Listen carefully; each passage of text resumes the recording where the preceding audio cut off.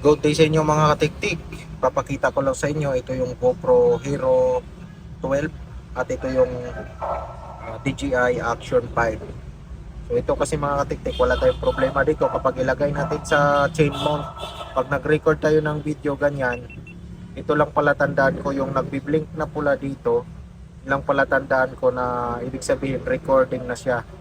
So dito naman sa ating DJI Action 5, kapag nag-record tayo ng video at nakalagay ito sa chain mount, ang nangyayari ito yung nagka-counting lang siya. Ayan, counting. Ngayon hindi natin ito makikita kapag nakalagay sa helmet chain mount natin mga katiktik. Kaya ang ginagawa ko dito para magmukhang katulad sa GoPro na hindi na tayo na hindi tayo maalangan kung naka-record o hindi, para mayroon tayong palatandaan, is babaguhin natin yung settings nito mga katiktik. Ganito lang ang pagbago sa settings.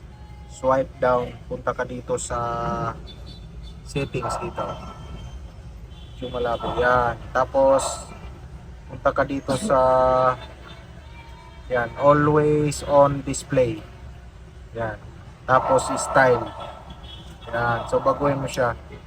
Gawin mo siyang ganito para meron siyang indicator. Yan. So kung na-select na yan, kapag nag-record tayo, yan, record. So ang matira niyan parang sa GoPro, ayun o, nagbi-blink siya. May palatanda na tayo na nagre-record na siya. Parang katulad na siya sa GoPro. Ayan. So at least makikita na natin kapag nilagay natin to sa chain mount, meron na tayong palatandaan na siya po ay nag-start recording na ng video. So yun lang ang ma-share ko mga katiktik. Maraming salamat.